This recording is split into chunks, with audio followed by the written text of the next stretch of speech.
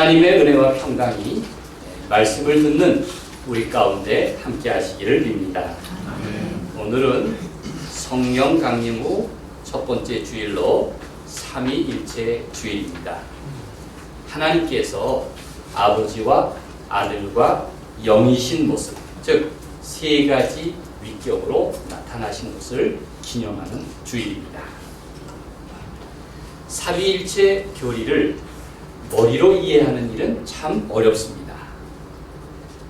생활 속에서 성부, 성자, 성령 하나님을 경험하며 산다는 것은 놀라운 신비입니다. 주 4세기에 당시 세상의 땅끝인 아일랜드에 처음 복음을 전한 성 패트릭이라는 분이 있었는데, 그는 아일랜드 사람들에게 가장 흔한 존재 속에서 하나님을 배우고 경험하도록 하였습니다. 아일랜드 사람들은 그 나라에서 가장 흔한 토끼풀에서 삼위일체의 신비를 배웠습니다. 토끼풀은 지금 아일랜드의 국화가 되었습니다. 그것을 샴록이라고 부릅니다. 유대교는 하남, 에핫들을 강조합니다. 우리 그리스도교의 숫자는 셋입니다. 1과 3은 유일신교와 삼위일체 신앙의 차이입니다. 유대교는 예수 그리스도도 또 성령도 부인합니다. 오직 한 분이신 하나님만을 믿습니다. 그러나 그리스도교는 한 분이며 동시에 세 모습으로 존재하시는 삼위일체 하나님을 믿습니다. 삼위일체는 세 가지 모습으로 우리와 함께 하시는 하나님의 존재 양태입니다. 성부는 나를 위하시는 하나님, 성자는 나와 함께 하시는 하나님, 그리고 성령은 바로 내 안에 계신 하나님이십니다. 삼위일체 신앙은 우리 그리스도교 신앙에 있어서 핵심입니다. 내 인생에서 성부와 성자와 성령으로 함께 하시는 하나님을 일상에서 또 여러분의 가슴으로 경험하시기를 바랍니다. 오늘 삼위일체 주일인 본문은 시편 29편입니다. 시편 29편은 하나님의 위대하심을 찬양하는 찬양시입니다. 그리스도인은 하나님이 나와 함께 하심을 믿기 때문에 동행하면서 주님을 찬양합니다. 시편 29편 찬양시는 세 가지로 요약할 수 있습니다. 먼저 엎드려 예배하라. 1절과 2절의 말씀이죠. 또 두 번째는 불안한 삶 가운데서도 하나님께 집중해라. 3절부터 9절까지의 말씀입니다. 그리고 세 번째는 하나님이 주시는 힘을 얻고 평화를 누려라. 결론인 10절과 11절 말씀입니다. 먼저 모든 것에 앞서서 살아계신 하나님 앞에서 그의 이름을 찬양하고 엎드려 예배하라. 그렇게 권면하고 있습니다. 하나님은 인간의 의심에도 불구하고 언제나 우리와 함께 하신다는 고백입니다. 그러니 스스로 자기 힘을 자랑하거나 교만하지 말고 먼저 하나님께 엎드려 영광을 돌리라고 말씀하고 있습니다. 2절 말씀을 함께 읽겠습니다. 여호와께 그의 이름에 합당한 영광을 돌리며, 시작. 여호와께 그의 이름에 합당한 영광을 돌리며 거룩한 옷을 입고 여호와께 예배할지어다. 우리가 입어야 할 거룩한 옷은 무엇일까요? 그것은 구별된 옷으로 구별된 마음이라고 할 수 있습니다. 성경은 평화의 옷을 입고 있습니다. 하나님과 일치하려는 경건한 삶의 태도, 그것이 거룩한 옷이라고 볼 수 있습니다.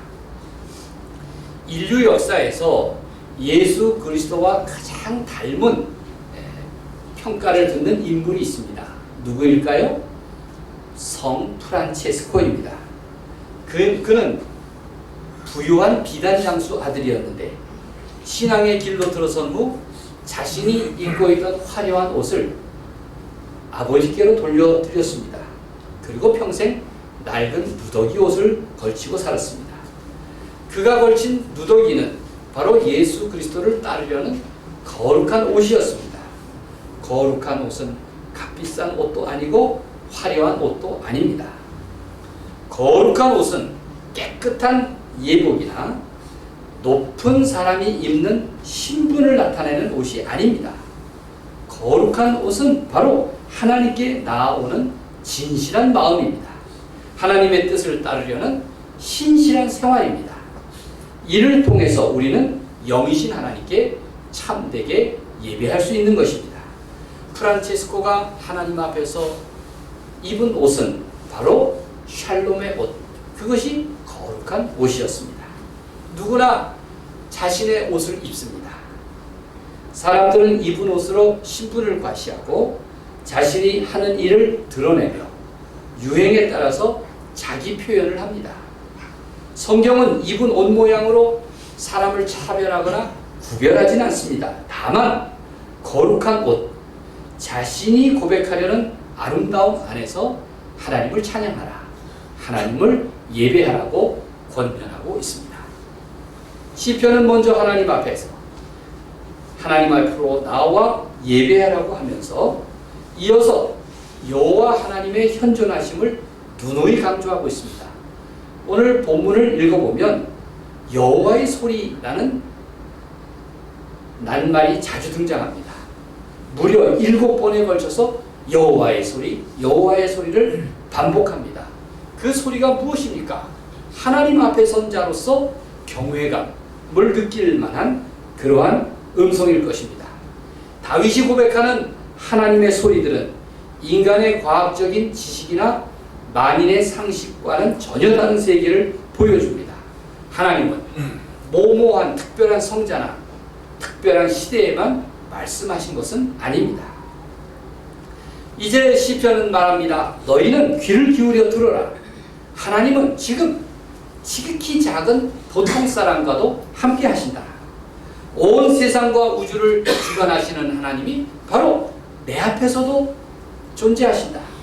시편은 이런 여러 가지 자연의 파노라마를 들려주면서 바로 가까이 하나님이 계심을 느끼게 하려고 말씀하고 있습니다. 귀 기울여라. 들을 귀가 있는 자는 들어라. 너희 삶 가운데 여호와의 소리가 있다 라고 말씀하고 있습니다. 그 하나님의 음성은 이제 성경에서 비유로 나타나기를 맑은 물이라, 많은 물이라든지 우레소리라든지 백향목, 레바논의 산, 불꽃, 광야, 숲 등 어디에서나 임재하신다고 말씀하고 있습니다. 이 자연의 음향은 창조와 심판 사이 그 한가운데 존재하는 다양한 소리들입니다. 예전에 자연의 소리는 사람들에게 두려움과 공포였습니다. 그래서 범신론이라는 신앙도 생겨났습니다. 다신론은 고대 사회의 중요한 신앙 내용이었습니다. 인간보다 우월하게 존재한다는 것을 느끼거나 두려운 존재는 모두 신적인 대접을 받았습니다. 현재도 그런 우상 숭배가 여전히 존재하고 있습니다. 그러나 성경은 단호하게 말합니다. 아니다. 모든 천지 자연과 우주 만물은 하나님이 지으신 피조물일 뿐이다. 하나님 외에는 누구도 찬양과 경배의 대상이 아니라는 것입니다. 성경의 계명에서 우상과 형상의 숭배를 엄격하게 금지한 이유도 여기에 있습니다. 사실 때론 자연의 소리는 얼마나 위협적이고 두렵습니까? 그러나 성경은 말합니다. 두려워하지 않아도 될 것은 그 모든 소리는 하나님의 음성과 관련되어 있다고 말합니다. 시인은 소리들 가운데 하나님이 함께 하시고 임재하시며 하나님의 위엄이 삼라만상의 합창 가운데 함께 하신다고 고백합니다. 내가 하나님을 믿으면 어떠한 어려움과 고통 중에서도 내게 말씀하시는 하나님의 음성이 있으니 귀 기울이라고, 기울여 들으라고 권면하고 있습니다. 두려움으로 가득한 자연 현상조차 하나님께 영광을 돌리는 일이라니 정말 놀랍지 않습니까? 9절 말씀을 함께 읽겠습니다. 여호와의 소리가 암사슴을 낙태하게 하시고, 시작. 여호와의 소리가 암사슴을 낙태하게 하시고 살림을 맑게 벗기시니 그의 성전에서 그의 모든 것들이 말하기를 영광이라 하더라. 그렇습니다. 시편 29편에서 무려 7차례 여호와의 소리를 반복하면서 그 많은 소리들을 말하며 성전에서 그의 모든 것들이 말하기를 영광이라 하더라. 즉 하나님을 찬양하는 소리이다. 그렇게 결론을 짓고 있습니다. 온 세상과 만물을 창조하신 하나님은 바로 우리를 지으신 분이요 자기 백성을 사랑하고 힘과 평강의 복을 주시는 하나님이시다. 그렇게 말씀하고 있습니다. 그러니 우리가 거룩한 옷을 입고 하나님께 예배하는 것은 마땅한 일 아닌가? 모든 피조물은 하나님의 영광을 찬양하며 하나님을 예배하는 것은 기쁨의 의무라고 그렇게 말씀합니다. 시편 29편은 11절밖에 안 되는 아주 짧은 분량이지만 그러나 거기에 여호와의 소리라는 낱말이 7번이나 반복되고 있습니다. 그 소리는 크고 위험이 있습니다. 세상과 만물 중에서 수많은 소리 가운데 여호와의 소리를 듣는 일은 결코 쉽지 않을 것입니다. 만약 커다란 소리, 위험 있는 소리, 모든 사람에게 주의를 기울이게 하는 소리 속에서 하나님의 음성을 찾는다면 어쩌면 많은 경우 실패할 것입니다. 라틴 속담에 이런 말이 있습니다. 소리는 많으나 음성은 적다. 소리는 많으나 음성은 적다.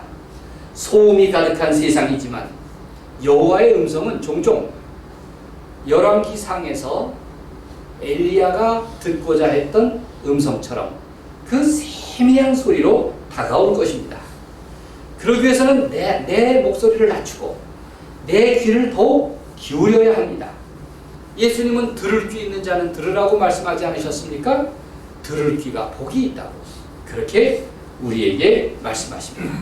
성경은 특별히 하나님을 구체적으로 체험한 사람들의 증언을 담고 있는 책입니다. 하나님을 경험한 사람들이 느낀 1차적인 반응은 거기에가 두려움이었습니다. 옛 사람들은 무서운 자연 현상을 통해서 하나님의 현존을 느꼈습니다. 우리가 요즘 톨레르기에서 읽고 있는 욥기를 보십시오. 옛 사람들은 천둥을 하나님의 음성과 연결시키기도 했습니다. 우상 숭배는 그러한 파괴와 공포 때문에 시작되었습니다. 우리 현대인은 어떻습니까? 자연을 극복하는 자연 세계 속에 살지만 그러나 여전히 우리도 두려움이 많습니다. 사회 안전망이 사람들의 염려와 근심을 없애지 못했습니다. 다만 사람들은 점점 불감증을 앓습니다. 전쟁, 위협이든 대형 재난이든 치안 부재 사건이든 둔감해졌습니다. 끔찍한 사건을 겪더라도 당장은 호들갑을 떨지만 이내 언제 그랬느냐는 식으로 둔감해지고 무감각해집니다. 그러면서 그런 재난들이 반복해서 일어납니다. 사람들이 왜 이렇게 강심장이 된 것일까요? 그렇지 않습니다. 오히려 이웃과 공동체가 점점 사라지고 자기 내면의 빗장을 걸어 잠궜기 때문에 그렇습니다. 사람들은 평화의 하나님에 대한 절실한 마음이 별로 없습니다. 평화에 대한 목마름이 없다는 것. 그것이야말로 무겁고 두려운 중병인 것입니다. 신앙의 문제도 마찬가지입니다. 사람들이 흔히 말하는 설마가 사람 잡는다고 사람들은 자기 구원의 문제까지도 계속 설마라는 불확실성에 의지하고 있습니다. 위험도 예방하는 일보다 닥치면 후회하는 사람이 많습니다. 사람은 썩어질 것을 위해서 저축도 하고 보험도 들지만 그러나 영원히 사는 생명에 투자하는 일에 대해서는 둔감합니다. 왜 그렇습니까? 평소 설마와 우연의 법칙을 진리로 안고 살아왔기 때문입니다. 시편 29편에서 다윗은 증거합니다. 일상과 자연 속에서 듣는 하나님의 소리는 분명 자기 백성에게 가르침을 베푸시는 소리라는 것입니다. 인간이 경험한 그 소리는 더 이상 두려움과 공포가 아니라 하나님의 사랑과 뜻을 알려주는 음성이라고 말씀하고 있습니다. 하나님의 음성에 대한 재미있는 어거스틴의 경험이 있습니다. 어거스틴은 우리가 톨레레게 하나님의 말씀을 읽는 프로그램을 제공한 분입니다. 그는 평생 삼위일체 교리와 씨름했던 초대교회 신학자입니다. 그의 방황은 유명합니다. 어느 날 그는 자기 영혼의 비참함을 경험한 후에 무화과 나무 밑에 쓰러져서 울었습니다. 그때 담장 밖에서 자기를 향한 소리를 들었습니다. 톨레레게. 불확실성에서도 그는 얼른 집에 들어가서 성경책을 펼쳐들고 읽었습니다. 톨레레게는 집어들고 읽어라 라는 뜻입니다. 그렇게 성경을 펼치고 읽었을 때 맨 처음 그의 눈에 다가온 말씀이 로마서 13장 13절과 14절 말씀이었습니다. 이 놀라운 말씀이 어거스틴을 그 위대한 회심으로 이끌었습니다. 오직 주 예수 그리스도로 옷 입고 정욕을 위하여 육신의 일을 도모하지 말라. 마치 성 프란치스코가 샬롬의 옷을 입었듯이 어거스틴을 향해서 너는 주 예수 그리스도의 옷을 입으라고, 주 예수 그리스도로 옷 입으라고 그렇게 말씀하고 있었습니다. 어거스틴은 이 말씀을 읽은 후 확실한 빛이 그의 마음에 들어왔고 그의 영혼을 병들게 했고 의심하게 했던 모든 혼란의 그림자를 몰아낼 수 있었습니다. 성령의 은혜가 그와 함께 하셔서 그는 새로운 존재가 되었습니다. 그리고 어거스틴은 평생 거룩한 옷, 예수 그리스도의 옷을 입고 살았던 신앙의 모범이 된 것입니다. 중세와 근대를 잇는 또 하나의 영성가 이그나티우스가 있습니다. 그는 이렇게 말합니다. 잘 들어보십시오. 한 음성이 우리를 위로할 때 평화와 고요함과 확신과 예배를 내게 가져다 준다면 그것은 하나님께로부터 온 것일 가능성이 크다. 그러나 한 음성이 우리를 쓸쓸하게 하고 혼란스럽고 무질서하고 걱정스러운 상태로 내버려 둘 때 그것은 결코 하나님께서 온 것이 아니다. 우리를 하나님께로부터 멀리 떠밀고 있기 때문이다 라고 말했습니다. 우리는 누군들 하나님 앞에서 오만할 수 있을까요? 우리는 하나님의 음성에 귀를 기울일 수 있도록 꾸준히 연습해야 합니다.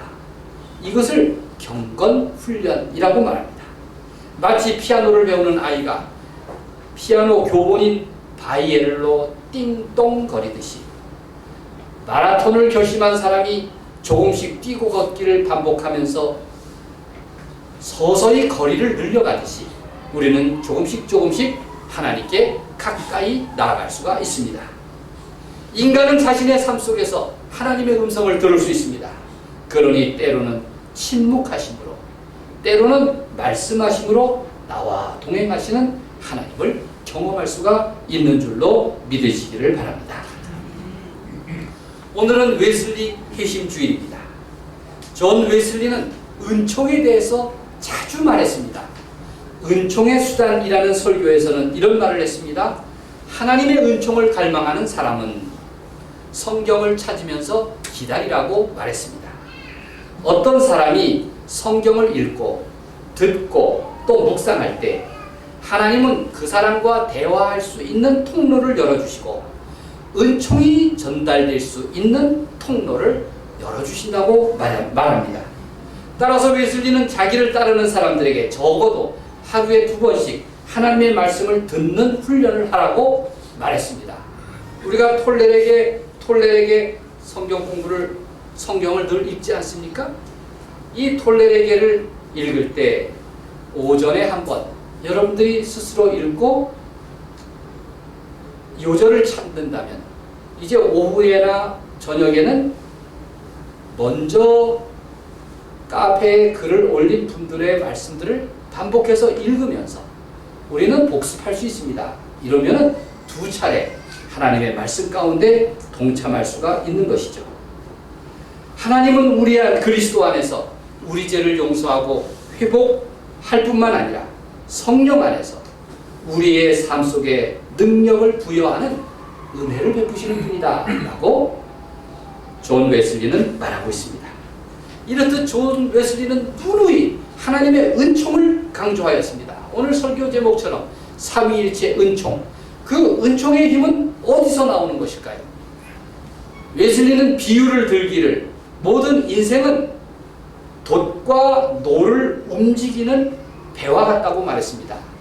돛을 달다 할 때 그 돛이고, 노는 이제 배를 젓는, 힘들여 젓는 그 노를 말합니다.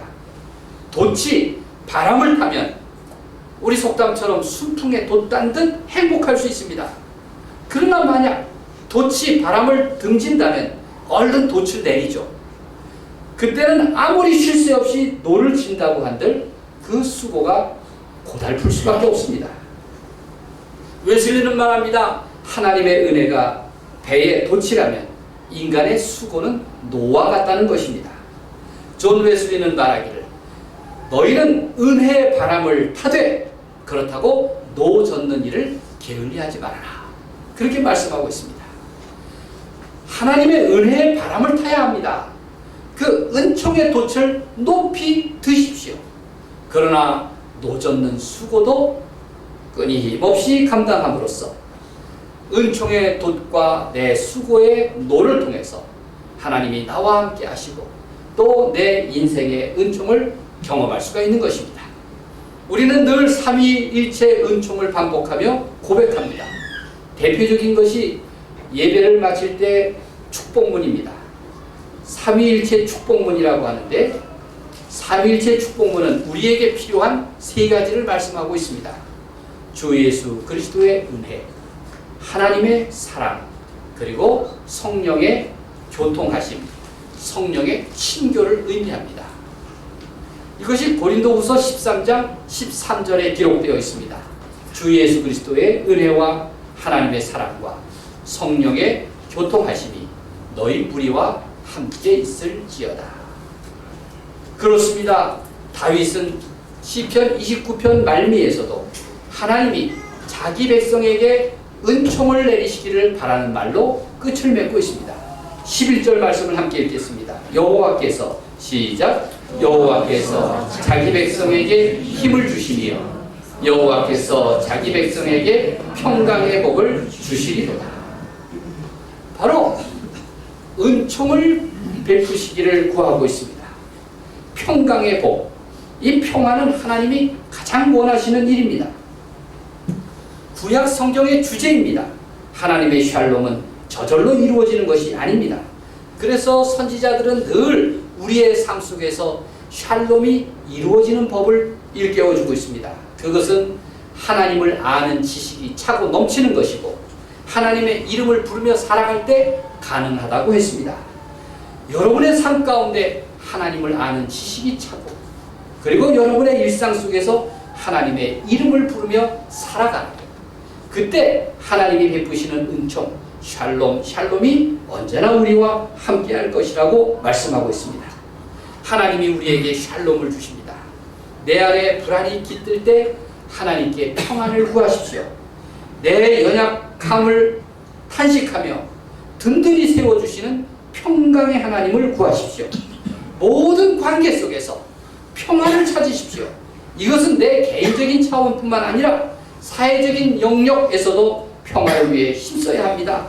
샬롬은 바로 우리 그리스도인의 가장 중요한 슬로건입니다. 그 샬롬은 하나님의 은총 가운데서 구할 수가 있습니다. 하나님이 원하시는 것은 두려움이나 고통이 아닙니다. 바로 평화입니다. 그 결론은 하나님이 주시는 평강의 복, 샬롬인 것을 믿으시길 바랍니다. 하나님께서 하나님의 이름 샬롬을 사랑하는 사람을 통해서 그 기쁨을 회복하기를 원하십니다. 여러분이 그 주인공이 되시기를 우리 주님의 이름으로 간절히 축원드립니다.